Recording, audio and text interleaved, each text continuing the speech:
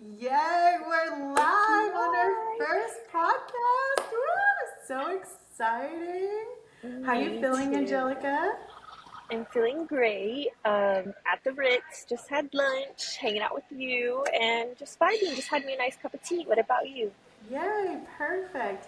Well, I'm right in the middle of my work day. As you know, I'm working on building my first e-commerce business, and so that's still underway, but we'll talk more details in just a second. So, I wanted to start off with like what's this is our first official podcast of the Millionaire Circle, something we've been talking about for a long time to do, and I'm so excited that we actually got to like bring it to fruition.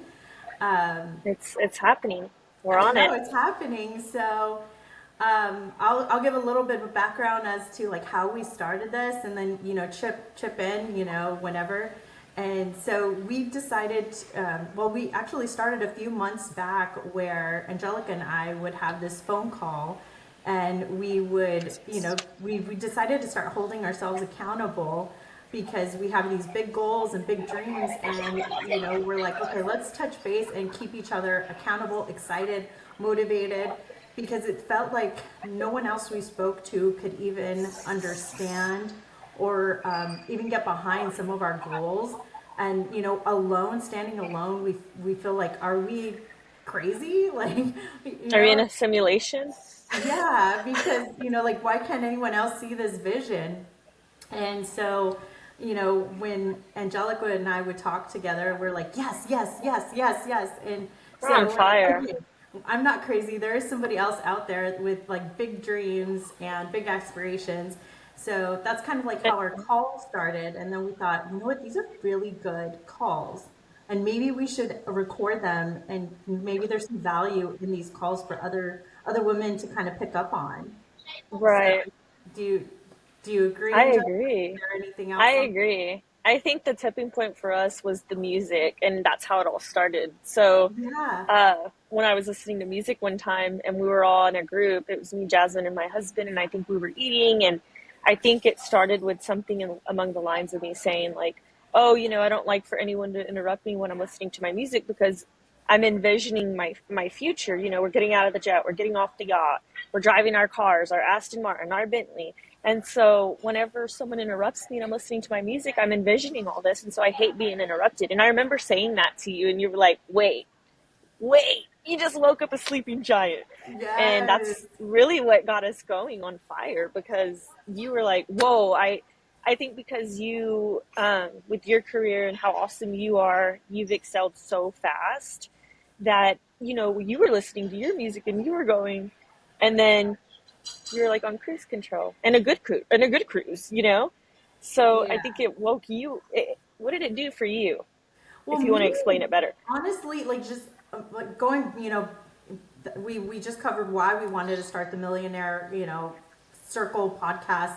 But what Angelica's talking about is like how we met and like how we, started this bond. And actually, what I loved about meeting Angelica, we met at a meetup of all places, and it was her husband that actually introduced us. And it was so funny because I showed up to this meetup and it was for like business professionals, and it just so happened that it was Angelica's little sister or something that was putting on the event. And I met her husband, and her husband, started chatting with me, kind of got a little bit of my background. And he's like, wait, you have got to meet my wife. You guys have so much in common. I know you guys are going to get along. And that whole night, we ended up chatting the whole night. And We we were shut the like, place down. yes, yes, like soul sisters. We're like, oh my God, we have a very similar story and ambition. So, going back to that, what was I going to say with that? How we met. With the Well, okay, music so and then, yeah, so actually, this would be the perfect like segue to start um, introducing ourselves and our background and why Angelica and I have clicked so well. So I'm gonna start kind of like with my background, and then I'm gonna let Angelica share her story and her background. And so I'm not liking how the light is glaring in my eyes. So So I am a first generation Mexican American. I'm the oldest of five children. I was born to a teenage mother.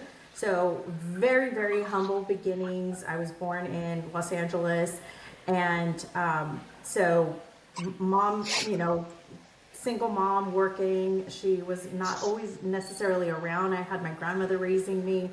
And so I grew up with this, like, the only expectation out of me from my mother was that I just graduate high school and not get pregnant. The bar was very low. She was just like, please, like, don't make the mistake I did. Just graduate high school, don't get pregnant, and that to her was like success. And growing up like in with no money and so poor, to me, I could not accept that as a child. That for some reason I just knew that this was not for me. In my head, I just was thinking like, this must be, you know, this is somebody else's life. This isn't for me, and I have got to figure out how to change this. And so I had started just basically studying people that were successful. And I started doing this in high school. I started, watching, like what were the successful students doing, and working, through that same mentality. I followed that all the way through college, up the corporate ladder. And then fast forward, I became a six-figure earner. And so now I'm finding myself mentoring, other women. So that's kind of like, Yeah. in a nutshell, my story. But I want to go ahead and hand it over to Angelica so she can kind of give you a background on her story. Yeah, I'm very excited I about do. that story. I Um, am excited too. But I have one an question before you amazing pass it on to woman. me. What's that? I have one question before we pass it on to me. Sure. How did you know you wanted to emulate these people? How did I know I wanted to emulate these people? Basically, I realized like the things that they could have and the things that they could do and the way people treated them was a little bit different.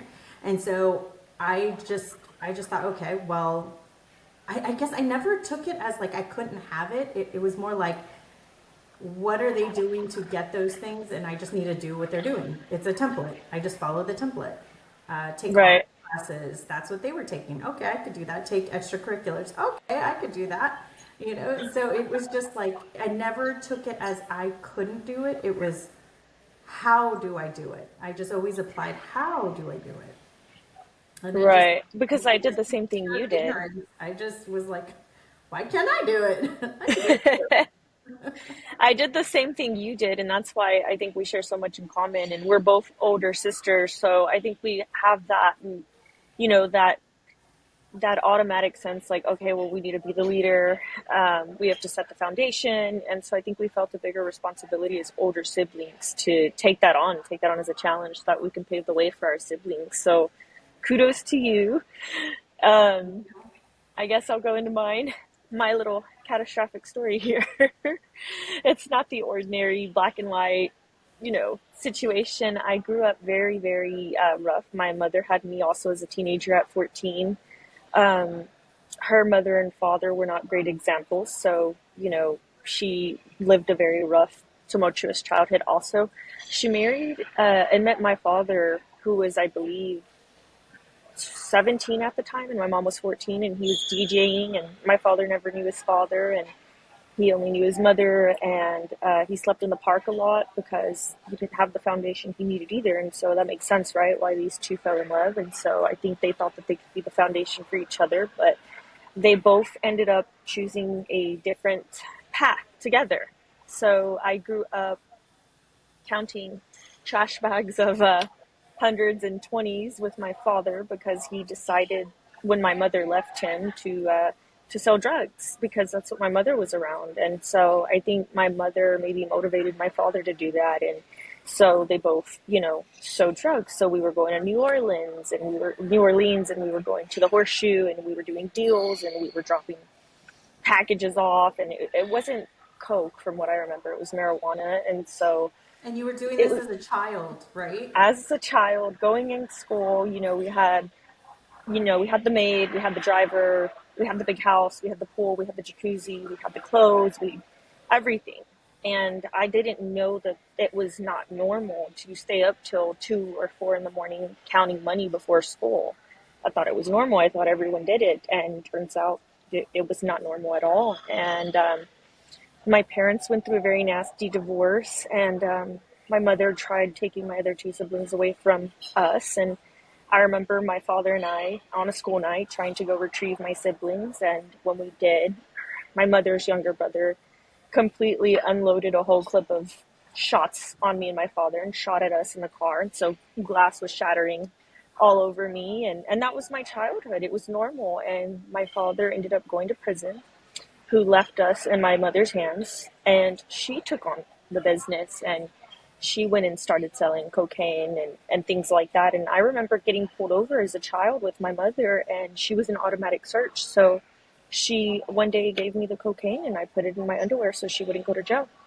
And so it's a very tumultuous time. And I remember at 13 thinking none of this is normal. And I prayed that I didn't want the parents that I had. And one day the cops found out what she was doing and they arrested her. And then that put me and my two other siblings in child protective services until we were 18. And so my two siblings unfortunately got pregnant and, had their teen pregnancies. And I was close, but I ended up aging out and coming out of school and taking the buses and the trains and finishing school. And I remember one day going to apply to a college, and it was El Centro in downtown Dallas, and they told me, "I'm sorry, Miss Gossett, you're not a college level ready." And so I went outside for a few hours and I looked at the Range Rovers, I looked at the BMWs, I looked at the Bentleys, the Aston Martins, I saw all the cars, and in my head I remember thinking, there's no way that these people got behind those wheels without having a college education. It never added up to me. So I cleared up my face and I went back in the admin's office and I said, make me college level ready. And so I ended up spending 6 years getting my undergrad, and I just completed my master's with the 3.9 GPA in criminology. And now now I'm trying to thrive, and I'm considering law school, and over here in the East Coast now, from Texas, Oak Cliff, born and raised. I left that out, but that's where I'm from. And, I got up and was able to leave just like Jasmine was. She is in Texas, and that's how we met. And so it's not common to know people that are comfortable with leaving where they're from, especially their home state. So I'm proud of both of us for that. And I've never met anyone else that has done that. So I'm excited for our journey. Hold tight, buckle up. Yes. Oh my gosh, that was perfect. A perfect, like, yeah, your story always inspires me. I brag about you to like my other friends. I'm like, how did this woman go from this to this? Like, and she still has a level head on her shoulders, and she's still very positive and ambitious and so kind.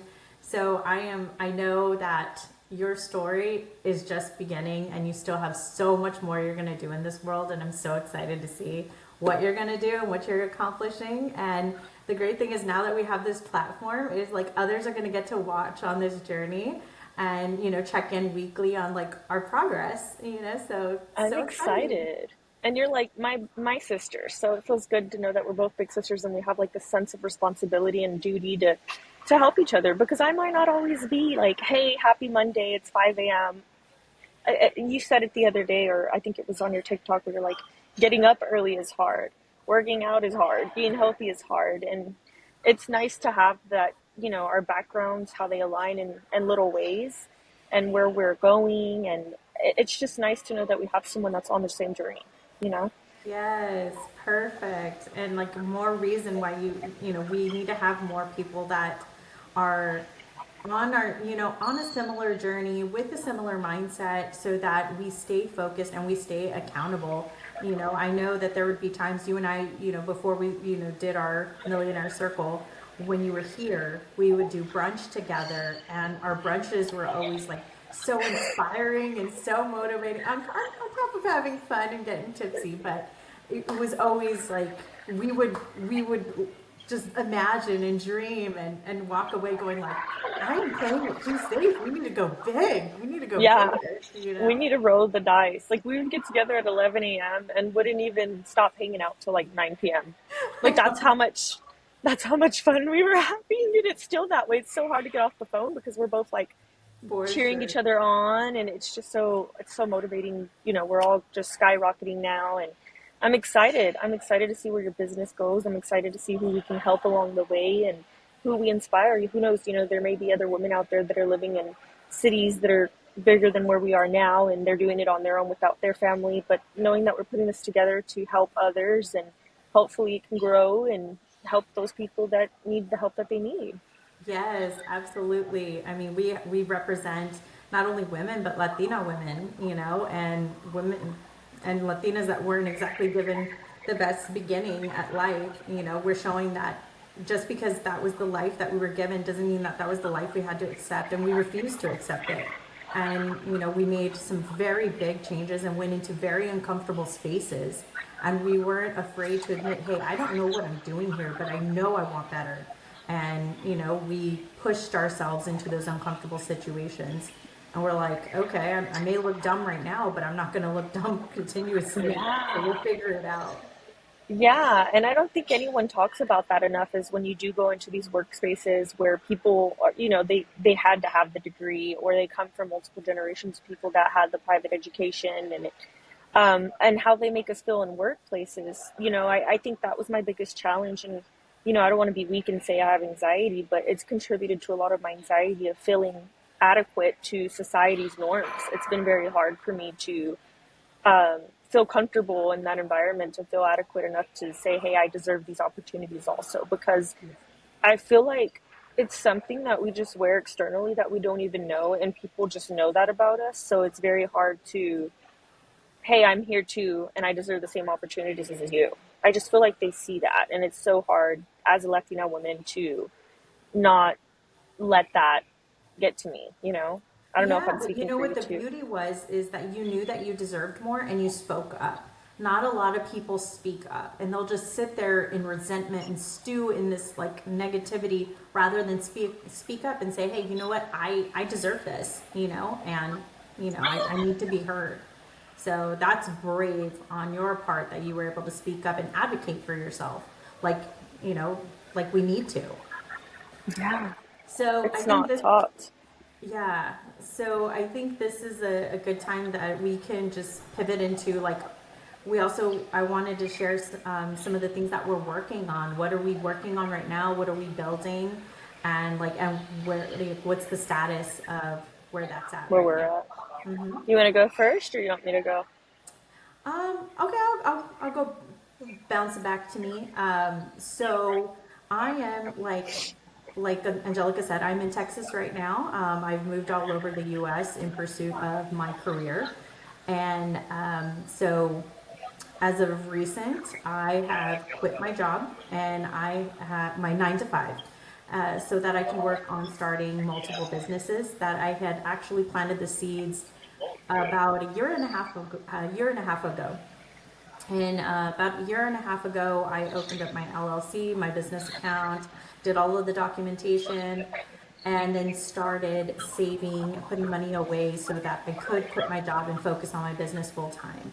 So right now, what I am focused on doing is I'm launching an e-commerce business that will be launching this fall. I'm right in the thick of things right now. I'm in the middle of doing a combination of market research, getting some some quotes from suppliers, and then educating myself on how to do calculate margins, how to calculate ROI. So I'm going through all of that. It's not exactly the funnest part, but I am muscling through it until I understand it so in and out that what I'm doing is not going to feel like a risk when I'm so well educated on it that I understand full eyes open what I'm walking into. So, Right. so I have that's underway right now. So that's where I'm at in the status of that. And then on the other side, I'm also building a consultation business where I am doing lifestyle and motivation consulting. So a form of like life coaching. I've already built up the website. I'm now in the middle of advertising on TikTok, on Instagram. I personally did not have a lot of experience on social media, and this was kind of a what's the word? Like not an obstacle, but something I had to kind of overcome because previously I had a very bad negative perspective on social media because I was aware that it had some bad what's the word? It wasn't Connotation, known. What's that word? connotation. I guess, yeah, but it's also associated with like, people getting depressed, being compared. Like, so it just has like a lot of negative sides to it. And so for like personal life, I had ended up deleting all my social media and all I had was my LinkedIn. And I had to get over that and realize that the only way to advertise my services is going to be through social media, through the internet. So I had to quickly get over my being camera shy. I had to quickly just get comfortable being in front of the camera and coming up with content. And again, using those same principles I did before, what are the successful people doing? How are they putting up, what kind of content are they putting up? How are they doing it? How are they timing it? So again, just watching the successful people and emulating it and obviously putting it through my own lens and making it my own and make sure that it has my own authenticity, incorporated into it. So I have been personally challenging myself to post at least 1 to 2 times a day, and trying to just find topics that I believe would be helpful to people in like a 30-second to 1 minute clip. So it's been a fun challenge. I think so far my most successful TikTok has had 620 views. So Wow, it's that's going good. That's a little by celebration. little by little. Wow. So Yeah. yeah, I'm that's so proud of you though. thank you. Thank Just you. getting, I know you and I'm very much similar to you in those ways that, we're like social media, no thanks, but the fact that you're leading the path. You're inspiring me whenever I'm ready to get my business going, to get comfortable being in front of the lens. So kudos to you. You're doing it and you're doing it with a smile on your face and nothing stopping you. Thank you. Thank you. It's been fun, I guess. Like, it's been awkward, but It's an all I want to all I experience. want to do is like my goal is not to be an influencer. I'm not trying to be a content creator, but what I am trying to do is like I want my authenticity to be conveyed. I want people to see who I am and how I can help them. And so that's what I'm hoping is coming across in my TikToks and Instagrams is for people to just click on my website. So more to come, but I'm starting right there. So how are No, I'm you? excited. What are you up to? Um, well, there's a few different things, with my husband's career, we've been moving and shacking around a lot. So I'm trying to just find my niche and where I'm going. But in between that, I am, um, well, husband got me inspired to do this. He's a watch enthusiast, watch collector, and he's gotten so many nice pieces over the years. And I just love the way that it feels when you're opening up a new watch and the feeling of excitement. And, you're just like, oh, I wonder what it smells like. And this is a really nice, pristine leather. And so I found that I started to have passion for those things. And, he got me my first time piece, which I absolutely love. And one of my favorite watches is Timex, and I got it at Target for $22, but it has a really nice old fashioned feel and look to it. I love art, so that's kind of also what helped me, cling on to this. So I spent, like a year or two, I think I'm on year two, taking leather courses and woodworking courses. So I learned how to do leather courses in Oklahoma City, and then I'm now doing woodworking courses in Brooklyn. So with that, I am doing my own luxury watch cases for men that are collectors and enthusiasts. So I'm excited because I love the way the leather smells. I love the way the wood smells. So putting them on together, all together, is so nice because I always loved fashion, and I feel like most women do, but I feel like it's just in the East Coast, fashion is just over saturated. Like there's not really room for me to grow into it. If there's I just feel like there's so much going on at once over here, so many styles. And I just felt that, you know what, one day I was ordering my husband's watch case because I wanted to get him something nice for his birthday or anniversary. I can't really recall. And I couldn't find him a nice watch case. And I was like, you know what? I'll just make one myself. And then I fell in love with making it because I truly love fashion. And so now I'm on my third watch case. And I can't wait to share and like make 10 and do a photo shoot and do my LLC and do my website. I named it after a French word, which means to have. It's called Of Your Timepiece Cases. So I'm super, super excited because I personally cut the wood. I personally sand the wood. I personally add the leather. I haven't got to dyeing the leather quite yet, but I'm excited for that. And my, you know, overall plan is to make 10, do a website, and start doing them custom. I just love watches. I love Patek Philippe. I love Rolex. I love even regular ones that aren't brand. And I've gotten to know all my timepieces, like 52, 5711, Patek Philippe, Aquanaut, or Nautilus. So it feels good to know that these timepieces have a certain name, and I can go somewhere, and my husband and I can go to a restaurant, and I'm sitting next to someone having omakase with us, and I'm like, that is a nice Patek Philippe, or that is a nice Yachtmaster, or so it feels good to know that because it adds a certain, it starts the conversation for us. And then you're like, what do you do? And he's like, oh, I sell yachts for a living. And it just gets the conversation going. And I feel that watches are very nice for me. I feel like the demand is there, and there should be women like me making these watch cases, because I feel like there are beautiful watch cases, but I don't feel like they have a woman's touch. I So I love think they it. should feel like a treasure. And so I also started making cigar boxes. Ooh. So I'm super excited for that. I'm implementing that into my business, and that's where I'm at. But it's going to take a while because you got to spend money to make money. So these wood Of course. courses are not cheap, and renting a studio to do the wood and buy the wood and find the supplier. And I may have to take a trip to Hong Kong because that's where the number one leather is being sold at. So things like that, I'm super excited to plan for and get started in. My ultimate goal too is to invest in some land in West Texas, which is where my mother's originally from. And um, I want to buy a farm out there and produce my own cow leather and cowhide and implement that into other businesses like milk or I'm a country girl at heart. Grew up in West Texas with my mom for a little bit, but I'm a city girl. Grew up in Dallas, so I feel like I can add not only my countryside but my city side to my farm. So I'm super excited to see where that takes me, and that's where I'm getting at. I'm trying to talk to farmers and travel the world and see what kind of leathers there are and how are they produced. Trying to go to the factories, trying to get myself introduced to vendors, and I have the clients. It's just now I need to figure out the back part of that. Yeah.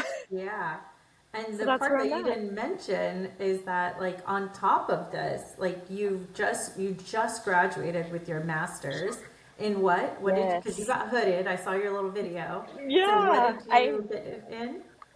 I got it in criminal justice because what I really would love to do is be a lawyer and advocate for reform in the Child Protective Services system, because I feel that the CPS system doesn't really protect or prepare others that do grow up in colorful backgrounds and dynamics like we did to transition into an adulthood that is healthy and without repeating going to jail or going through abusive relationships, because that's all they know. So I would love to be a trial attorney for children and go from there and see if I can open up my own children protective centers of like CPS, have my own shelters and have my own guidelines, and ultimately help these children go from 3% of less, 3% of these children have a go in to pursue a college degree. And I feel like that number should change, especially because many don't know this, but once you're in the child protective system, you actually get a free tuition.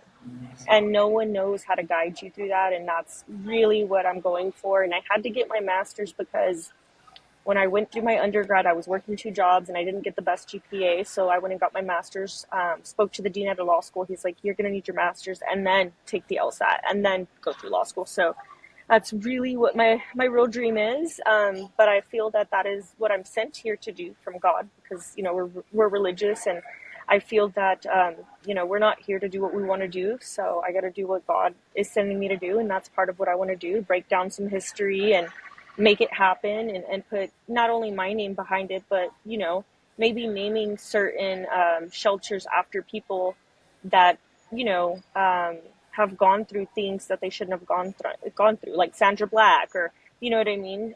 Fighting for a reform in the justice system. Like there shouldn't be people dying because of color of their skin, and that bothers me. So I feel like even naming these shelters after people that deserve to have lived and shouldn't have been on the opposite side of the justice system should have some of these places named after them. Genuine, that's really what I would love to do. And the other part of my heart is also in fashion. So those are the two things I'm currently working on. And so just to rewind, because there's parts that people don't realize that because all we're seeing is you're so ambitious and you're so happy, but there is a lot that you are going through right now, and you're still able to keep your focus and your ambition. And I think it's important to talk about, because people always can come up with, like, I have this excuse and that excuse, and this is why I can't do this. Like, I think it's important to talk about right now. You just had to move from New York to Philadelphia, and now you're in Philadelphia. You guys haven't got an apartment yet. You're living out of a hotel. Second hotel. Okay. Second hotel, and you're still staying focused on your goals, and you're studying, right? You did say you were studying for the LSATs. So That's tell what I'm doing us, right now. how are you able to have such a wild, unpredictable schedule in life right now and still keep your goals front and center? Like, I think that's important to talk about. Thank you. It has been very hard these last few days, because I feel like when a child, and I don't mean me as an adult child, but I feel like that is one of the most important things when someone, is going through the change of their careers and things like that. If there's no foundation, there is no motivation, there is no drive to keep going and thriving. And I'm not going to lie, we've probably moved a lot more than that these 2 years, because before New York City, we were in Oklahoma. And before Oklahoma, we were with my dad. So we've moved at least 8 different times within these 2 years. And it's been very hard for not only to focus on my academics, but to focus on my marriage, because it's very hard to sit here and be a good wife. And it's like, well, it's your job's fault that we're moving, so it's very hard to, like, not break sometimes. But, the only thing I can focus on is focusing on what I can control. And if that's coming across the street from the hotel that we are at to have breakfast and tea, to write down and figure it is what I want and where I could start at, then that's kind of what I'm doing right now. There is no set schedule. There is no Monday I'm doing this, Tuesday I'm going here. I don't have that yet. All of my things are in storage at that.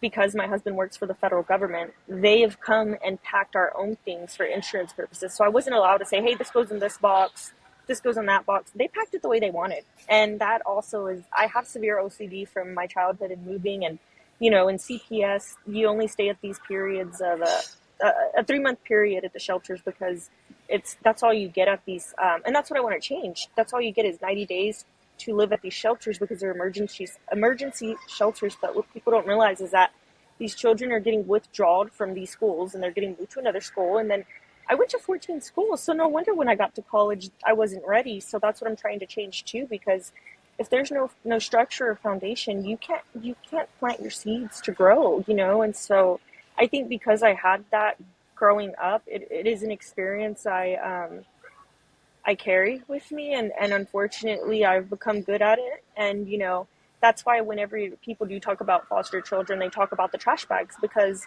when it's your time to go, they're like, here's a trash bag, put your things in there. It doesn't even matter how it's folded. You're throwing it on there and you're carrying it on your own. So that's kind of how I navigate through life now. Like, no matter how I'm feeling, where I'm going, I have to kind of put everything in a mental bag and just be like, okay, I will focus on this when it's time to focus on it. But right now, the only thing that's getting me by is talking to Adonai, which is God in Hebrew. We're Jewish. So talking to Adonai every day and journaling. I've been journaling. That's new. I do therapy once a week. But the best thing that's helped me is you and music. Um, Music is my high. I don't drink during the weekends. I'm a very fit individual. I work out 4 or 5 times a week. I run 7 miles a day. I think that is very crucial to my everyday life decisions. I wouldn't be able to get through anything if I wasn't working out and taking that aggression out on something. So working out and listening to my music is my drug. So on the weekend, it's nice to wind down with a margarita or a cocktail, but it's very rare because I get happy with it. If I have to listen to a song 11 times to get me going, I'm gonna do it, and I still do it. Right now, my song is promotion by Kanye. It's on the new album. I mean, I'm not a fan of much of the lyrics, but the when you get it, you get it. It's like the vibes, Okay, I'll have to check it out. But That's my high right now. I like what you were saying about like yeah, right now in your situation, your life is really unpredictable, but there's certain things that you are taking control of, like taking care of your mental health, taking care of your physical health, doing the things that allow you to perform at your best. And for me, what I have been doing as well is like I do very well with structure and routine. Kind of like you, because of a very unpredictable childhood, not the same story, but there was a level of unpredictability, and I find myself very drawn to structure and routine. And so what I have been doing every day to make sure that I am in the right mindset to attack my goals and work on my businesses is I get up very early. I am up at 4:30 in the morning every morning, and I spend the first hour doing, you can call it meditation, you can call it visualization exercises, and I focus on my goals as if they were tangible, as if I could touch them, I could smell them, I could taste it. I remember you talking about this. I was Yeah. asking you to share the link. It was so good. I haven't found it. There was one that I was doing a visualization meditation, and it was so amazing because it had me walk into my dream home and take off my shoes. And it was like telling me, like, what kind of shoes are you wearing? What do you smell? What do you see to your left? What do you see to your right? Walk to your kitchen. What's in What's there? your And view? it felt like I was there. It was so exciting. It was so cool. And so I've been doing that as a daily practice of, keeping images in my head of things that I want to accomplish and how I'm going to feel. And I get to feel those feelings now, today. I don't have to wait. Like I already feel the success of my businesses. I already feel the sales coming in. I already feel the trips I'm taking my family on. I already feel all of those things today. And by feeling that now, it puts me into the mindset of like, I don't have time to worry. I don't have time for doubt. My brain is so full of, I've got a lot to do from here to there. Like, there's no time to be worried about what can go wrong because there's a lot Right. that can go right from here to there. And so I've been pumping myself up with so much positivity, so much visualization that I already saw it. I already know that everything that I want is happening in the next 3 years. I already played Right. it out. I've already ran the numbers. I've already seen it. It is already done in my head. Like I've already visited it. It's been there. So I'm visualization and excited. I got butterflies for you. thank you.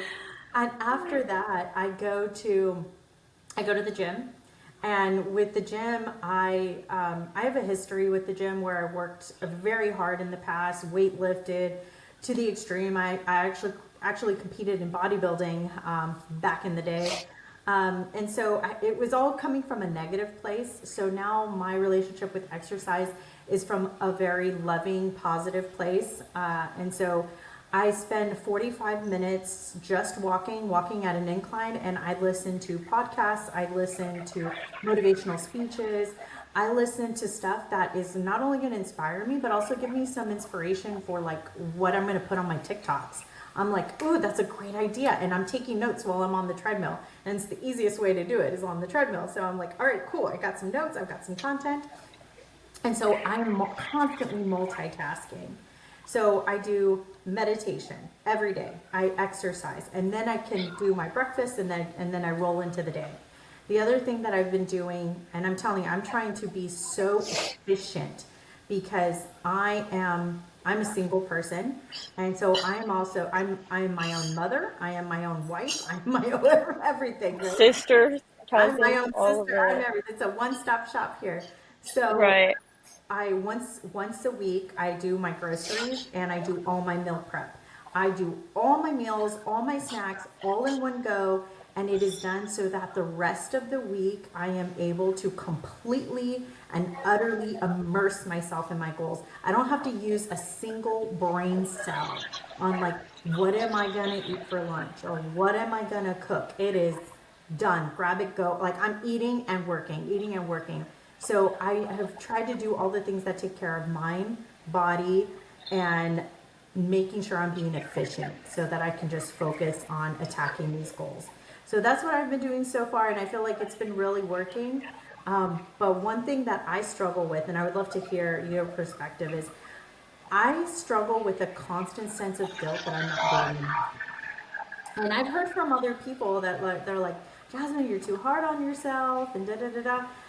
But I cannot, like, there's times where I am so mentally exhausted, I gave it my all, and yet I still feel like it wasn't enough.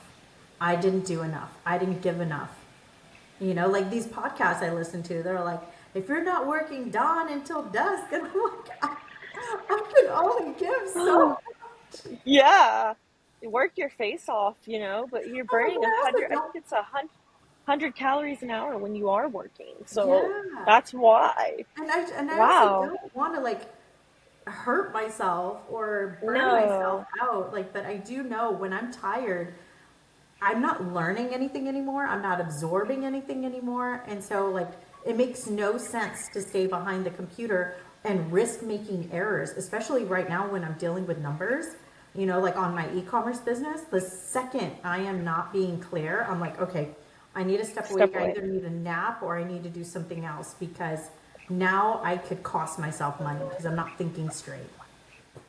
Well, I think that's a good protection mechanism to have and hold yourself accountable for because who else is going to do it for you? Like you said, you're a one stop shop. And so if you're not checking yourself, who's going to check it for you? Yeah. So I think that's a sense of protection that is, I think because it's instilled in us, we're older sisters. I think we get those, and I think it's our intuition. And I think we should listen to it. But when you feel like you're not doing enough, I feel that way too. Like LSAT studying for me, I do it 2 times a day because I'm the same way. I'm like, I don't feel like I'm retaining this.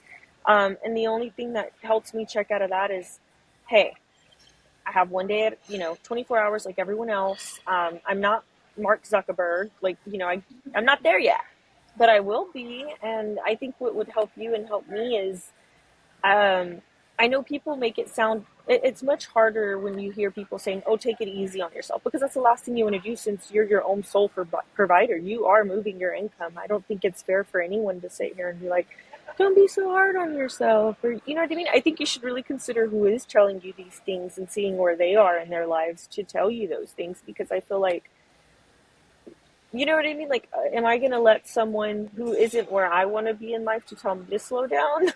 Yeah, that I mean, you nailed it. So true. Yeah, and I hate to sound that way, but as an older sibling, I also think it's instilled in us that it's us or nothing, Yeah. and I know that my husband, is my safety blanket, but I just feel that like he would never be able to understand the circumstances we've been through because he's had very successful parents and went to private school. He doesn't really know what it's like to, hey, it's me or no one.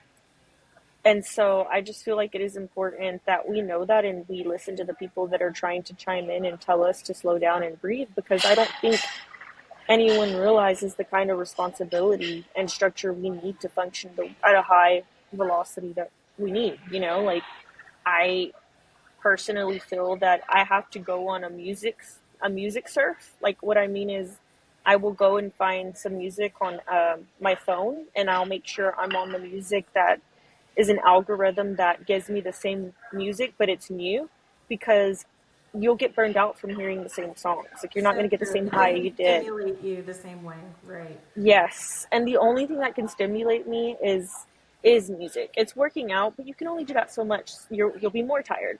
So Yeah. I feel that I go on a music surf is what I call it, and I find new music because that's my drug, that's my heroin, that's my insulin, like I love I it. need that restart. I need that okay. I got a new song, I got a new vision. I can listen to the song a good 280 more times before it stops stimulating me. And I do it every day. Like, I'm I going to hear listen to the you. song, I and hear I think you. that's the best advice that I could give, knowing that we're so similar in many ways. Like I think it's just going on a music surf or finding, like you said, those podcasts that you listen to when you work out. I think it is very important to continue stimulating yourself because I mean, personally, I would never. I hate when people tell me to chill. Chill, girl. I have no chill. Yeah. Don't. One thing we're not gonna do is chill. Like, it's my These, dreams on the line. yeah, I was gonna say, I've got big dreams. There's a lot of stuff to do, Yeah. man. We're going wherever. We're going everywhere but broke. Like that's. I I want love to be that. negotiating my yacht. Like I don't understand why my yacht isn't on the Caspian Sea and you want it in the Houston freaking Galveston Beach. Like it's you are Galveston Beach, I am Caspian Sea. We are not the same. We are not the same. Oh my And I god. don't mean that in a condescending way, but it really pay attention to the people that are telling you to slow down because it, I don't like when people tell me to slow down. I feel offended. Like I'm like you're really me. I'm in my prime. If I slow down now, I'm never gonna have this energy I will have 30 years from now. I have So to do true. it now. This is the I have to time to do it do now. it. You So should true. work your face off. You should bleed for your dreams. Like I don't think people understand how vital it is to make your dreams come true. Like it is your dreams. That is not something you play about. It's not something you take breaks from. It's your dreams. you There's know? there's this quote from this motivational speaker that I used to listen to a lot in my early years of college, and he's like from the 80s.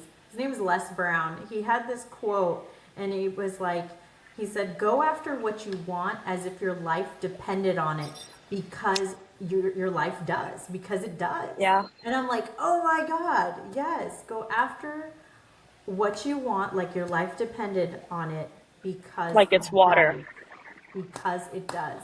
So I think on that note, we're coming on like almost a little bit over 45 minutes. I think we should wrap up because I don't want these to be too long. I want them to be like manageable for everybody to be able to watch. But I'll let you have any closing statements that you want to have, Angelica. But to the audience of anybody who's going to be watching this, like, we have a ton of people.